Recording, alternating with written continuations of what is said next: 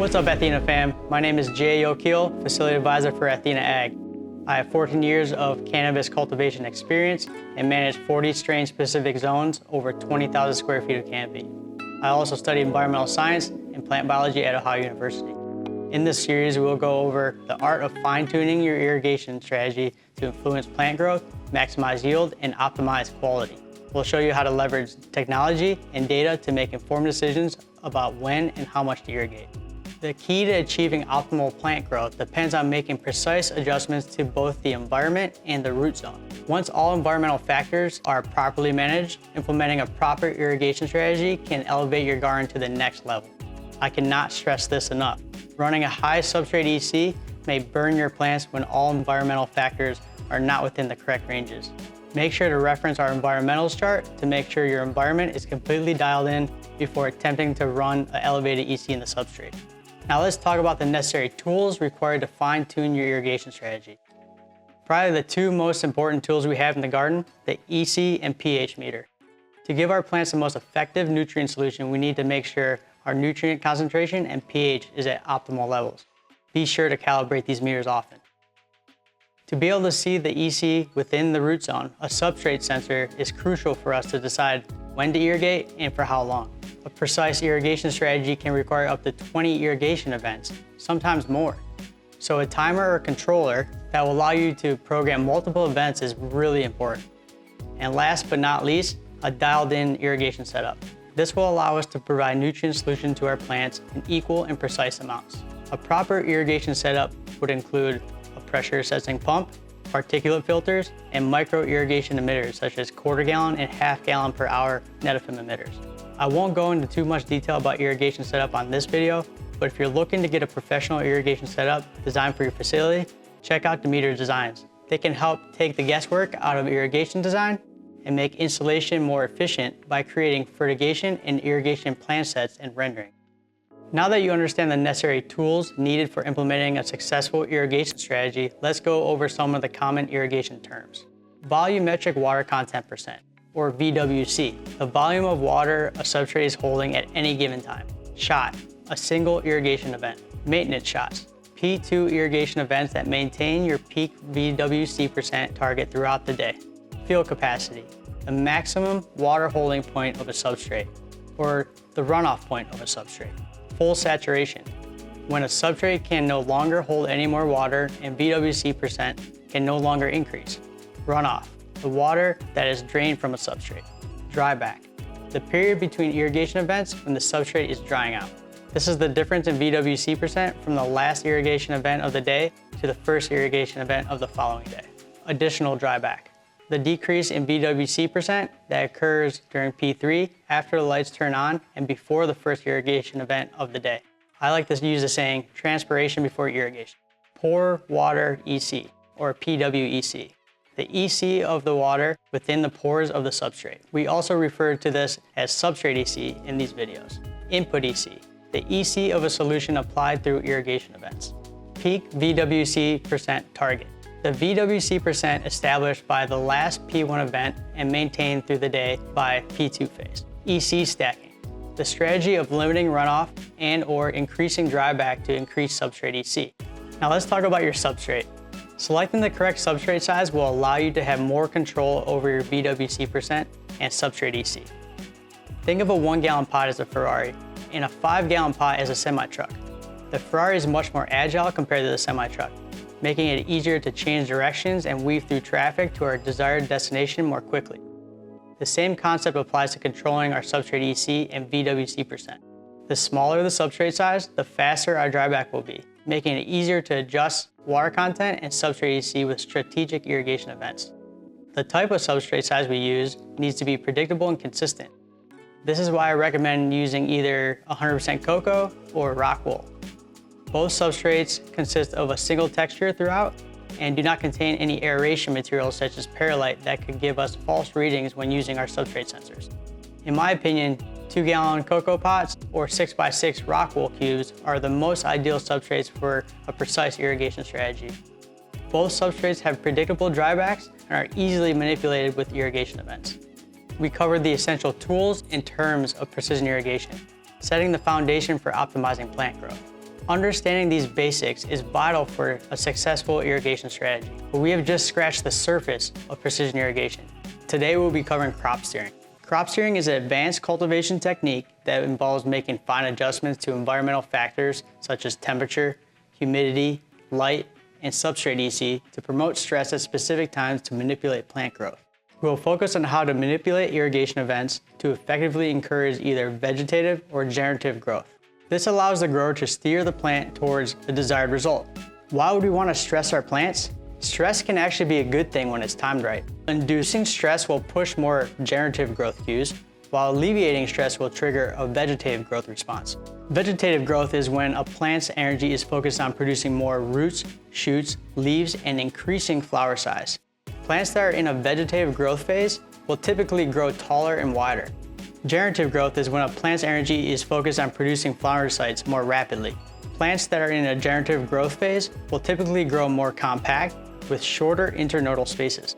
Being able to bounce back and forth between these two types of growth will allow us to control the height of our plants while also being able to put on mass when it's time.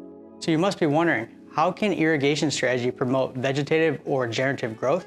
To induce vegetative growth, we want to alleviate stress by lowering substrate EC. Typically, we do this in one of two ways, by forcing more runoff and having a shorter dryback period. Forcing more runoff will flush the media of built-up salts, and a shorter dryback will give the substrate less time to concentrate our substrate EC when drying out. To promote generative growth, we will induce water stress by increasing substrate EC. This is done in two ways, by utilizing a technique called EC stacking and/or creating a larger dryback. EC stacking is done by using irrigation events to maintain proper VWC percent to keep your plants from wilting while allowing little to no runoff. A larger dryback is done by ending irrigation events earlier in the day to give the substrate more time to dry out. Both techniques will initiate a stress response in our plants by increasing the EC in our substrate. Understanding how to strategically time vegetative or generative growth throughout the growth cycle can make all the difference in achieving the best possible yield and quality when it comes time to harvest. During veg, our goal is to promote rapid growth of roots, shoots, and leaves. So we will be pushing more vegetative focused strategy here. During the first 4 weeks of flowering, when our plants are stretching, we want to limit vertical growth, initiate flower formation, and stack our bud sites closer together. During this time, we'll be steering more generatively. After our plants are done stretching and flowers are formed, we want the buds to swell and put on as much mass as possible by alleviating stress. We're going to be decreasing our substrate EC by pushing more runoff and decreasing our dryback. So this will be a vegetative growth irrigation strategy for weeks 5 through 7.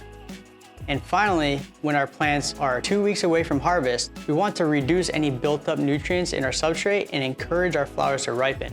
During this time, we're actually going to be using both vegetative and generative irrigation strategies.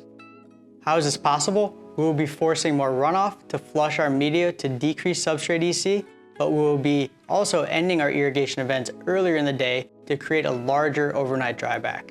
During this time, our plants are still putting on mass, so vegetative strategy is necessary, but we're also wanting to do some sort of stress to signal the plant to finish up, and this happens with a larger dryback. As you can see, by utilizing strategic irrigation events, we can effectively time vegetative and generative growth cues during crucial points of the growth cycle. Getting this strategy dialed in can significantly increase yield and optimize the quality of your end product that we all work so hard for. To more easily understand precision irrigation strategy, you must first understand an irrigation phase graph. This is your typical irrigation phase graph. It illustrates the 4 irrigation phases while highlighting the correlation between volumetric water content percent and substrate EC. Irrigation phases are broken up into P0, P1, P2, and P3. P0 is additional dryback once lights are on, or transpiration before irrigation. P1 signifies the first irrigation events after lights are on until our target BWC percent is reached. P2 represents our maintenance shots during lights on period where we maintain our target BWC percent throughout the day. P3 is our dryback period from the last irrigation event of the day to the P0 phase of the following day. The main point to understand on this graph is the relationship between VWC percent and substrate EC. This is the fundamental principle we use in precision irrigation to crop steer or guide our plants to a desired outcome. Once you understand how to manipulate your substrate EC utilizing strategic irrigation events that affect VWC percent, you can create a dialed-in irrigation strategy for any strain to reach its full potential. During P1, it is possible to see an increase or decrease in substrate EC. This depends on the substrate EC prior to the start of irrigation events. During vegetative steering, if substrate EC is equal to your input EC, P1 irrigation events will cause an increase in substrate EC until runoff occurs. During generative steering, substrate EC is typically greater than your input EC, as P1 irrigation events will cause a decrease in substrate EC due to dilution. Our P1 irrigation phase is very important because it sets our target VWC percent that will be maintained throughout the day during our P2 phase. It is very important to select the target VWC percent that aligns with your substrate EC goal and is determined by whether you're steering vegetatively or generatively. During veg, hitting the correct targets becomes crucial to enable our plants to reach their full potential. All good growers know that a solid foundation set in veg with healthy growth is key to producing big sticky nugs in flower. So when transplanting clones into new media, we must be extremely careful not to overwater the substrate. Excess water can lead to stagnant roots and delayed growth. When using rock wool as your substrate, soak your media in pH-adjusted nutrient solution until fully saturated. If using cocoa, saturate your media by pouring nutrient solution over the top of the substrate until 2% of the total substrate volume in runoff is achieved. Reference our runoff volume chart to help calculate the volume of your runoff. Using a media sensor, note the VWC percent at the point of runoff. After transplanting your clone into your media, we want to make sure that we have a 35 to 40% dryback before we irrigate again to encourage roots to stretch into the media and to avoid overwatering. Depending on your substrate size, this could take multiple days to achieve this dryback. To calculate your dryback, take your VWC percent at the point of runoff and multiply by 0.65 to calculate a 35% dryback, or multiply by 0.6 to find a 40% dryback. This dryback is an example of a relative change. We calculate our dryback using a relative change because the decrease in VWC percent will be proportional no matter what the VWC is at field capacity. Once we achieve our 35 to 40% dryback, it is now time to start utilizing P1 irrigation events. When initiating P1, we want to make sure we have transpiration before irrigation. Our first shot should occur 1 to 2 hours after our lights turn on. We'll use as many 2 to 6% shots that are needed until field capacity is reached and we achieve 2 to 7% runoff. Use a clone tray with an insert to collect runoff and determine volume. Mark your VWC percent at the exact point when we achieve 2 to 7% runoff. This will be our target VWC percent, which will be important when planning our P2 irrigation phase. Each P1 shot must be spaced 15 to 30 minutes apart to slowly allow the nutrient solution to wick into the substrate and avoid channeling, which can occur if too large of a shot is applied at one time. After this first P1 irrigation event, we won't irrigate again until we see a 20% dryback in our substrate. A 20% dryback could take 1 to 3 days depending on substrate size, but eventually will begin to occur every day. We will continue to use P1 irrigation events each time we reach a 20% dryback. During the beginning stages of veg, we will focus solely on P1 and P3 phases because growth is slower and plants transpire less rapidly. After our dryback exceeds 20%, introducing P2 irrigation events becomes necessary to maintain optimal substrate moisture throughout the day. Veg is the most delicate time during our growth cycle. For this reason, it is crucial that we hit all of our dryback targets to avoid stunted growth. Let's take a moment to review P2 and P3 irrigation phases and why they're important. The P2 phase is also known as the maintenance phase because we use P2 shots to maintain our VWC percent target within the substrate throughout the lights on period. The P3 phase occurs after our last irrigation event of the day. This is the point in which our substrate is given time to dry out until we irrigate again the following day. Being able to utilize our P2 and P3 irrigation phases to find the right balance between VWC percent, runoff volume, and dryback is the most important concept to understand to dial in your irrigation strategy. Now let's talk about when to add P2 irrigation events. This is crucial to make sure our plants do not dry out too much and that our substrate EC does not become out of range. Early in the growth cycle, our plants are smaller and transporting less rapidly. At this stage, we are only using the P1 irrigation phase to maintain the amount of moisture in the substrate without exceeding 20% dryback in our P3. Once our P3 dryback exceeds 20%, it is now necessary to add P2 irrigation events so that our plants don't dry out too much. We will begin by adding a single P2 shot 1 to 2 hours after the end of the P1 phase to bring our VWC percent back to our target. If your dryback still exceeds 20% at the end of the day, we'll continue to add additional P2 shots spaced equally apart until our dryback is within the correct range. As we learned in video 2 on crop steering, manipulating dryback and substrate AC will allow us to promote either vegetative or generative growth. By timing our P2 shots correctly, we can effectively control our substrate AC and dryback. To control our substrate AC, we need to increase or decrease the amount of runoff in our P2 phase. P2 shots above the point of field capacity will flush the media of built-up nutrients, which will decrease substrate AC and promote vegetative growth. To promote vegetative growth, our goal is to achieve 8 to 16% of the substrate volume and runoff per day. To promote generative growth, our P2 shots will result in little to no runoff, which will increase our substrate AC. This is called EC stacking. During generative steering, we are looking for 1 to 7% of the substrate volume and runoff per day. To control the amount of dryback, we can add or subtract P2 shots to the end of the P2 phase. To decrease our dryback, we will add irrigation events to the end of the P2 phase. This will decrease the amount of time our substrate has to dry out, which will alleviate stress and promote more vegetative growth cues. For vegetative growth, we will be looking for 30 to 40% dryback. To increase our dryback, we will subtract irrigation events from the end of the P2 phase. This will increase the amount of time our substrate has to dry out, which will increase stress and promote generative growth cues. For generative growth, we are looking for a 40 to 50% dryback. Our dryback targets are calculated based on a relative change, rather than an absolute change. Calculating drybacks using a relative change is more accurate because VWC percent at field capacity can vary in different substrates. Most of our decisions for irrigation strategy are made from data collected from our substrate sensors, but collecting runoff is also helpful. We can verify that we're achieving the correct volume of runoff and that our EC and pH values are within the correct ranges.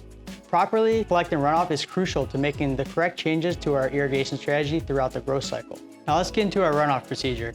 At the beginning of a lights on period before P1 irrigation events begin, select 2 to 3 plants within the irrigation zone that are of average size and in different areas of the zone. This will give the best representation of the average runoff for plants within the zone. Place each selected plant on top of a clone tray with insert. This will allow the plants to freely drain into the tray without sitting in runoff.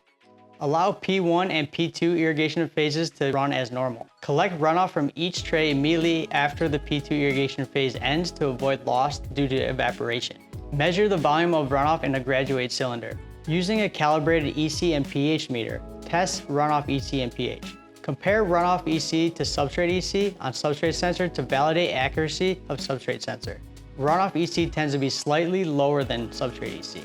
Refer to the runoff and substrate EC ranges chart in the Precision Irrigation Strategy procedure and adjust irrigation events accordingly to keep substrate EC within the correct ranges on growth stage. Based on runoff pH, adjust input nutrient solution to keep substrate pH within the correct ranges. Note, the pH should be slightly higher in runoff than the input solution to indicate a healthy developing plant. A lower runoff pH indicates that a plant is having problems using nutrients within the root zone. A lower pH usually occurs when a root zone is overwatered and roots begin to rot. When planning an irrigation strategy for a full irrigation zone, your sensor needs to be placed in a plant that best represents the entire zone as a whole. This is because plants positioned in different areas within the irrigation zone experience different rates of dryback due to variations in environmental variables such as temperature and airflow. For larger irrigation zones, it may be necessary to utilize multiple sensors to gather an accurate representation of the irrigation zone as a whole. This infographic shows the variances in VWC percent that can be seen in different areas of the irrigation zone based on environmental factors within a grow room. You can see the plants that are positioned along the aisle of the irrigation zone tend to dry out more quickly than plants in the center of the zone. Also, plants that are positioned in front of a fan will be exposed to more airflow, which will cause them to dry out more quickly. Be sure to keep these principles in mind when selecting the correct plant for sensor placement. Be sure to check our Precision Irrigation Strategy Calculator on our website to help you plan your irrigation events. To cap off our series on irrigation strategy, let's go over a few additional tips that will help when dialing in your irrigation strategy. Number 1, it's helpful to know the volume of water we are irrigating in a day. In your irrigation zone, add an extra set of emitters in a pitcher to measure your shot volume throughout the day. Number 2, sometimes the EC of our runoff can be too high for our meters to measure. If you get an out of range reading when checking your runoff, first be sure that your meter is calibrated. If you are still getting out of range reading, mix your runoff with equal amounts of reverse osmosis water and check the EC. Now take that reading and multiply by 2 to get your correct reading for your runoff EC. Number 3, throughout the growth cycle, our field capacity tends to decrease because our roots grow into our substrate and take up space. The substrate is unable to hold as much water at this point. Run your irrigation events and watch your plant that contains the substrate sensor, and as soon as you see runoff, mark your VWC percent. This will be your new benchmark to plan all your irrigation events from. I like to do this procedure at least once a week. That's it on our Precision Irrigation Strategy Series. Be sure to watch our other videos on the Athena YouTube channel for more videos on our top products and procedures to help you be successful in the garden. Also check out the We the Growers podcast, where we bring perspective, best practices, and discuss the latest technology in the industry.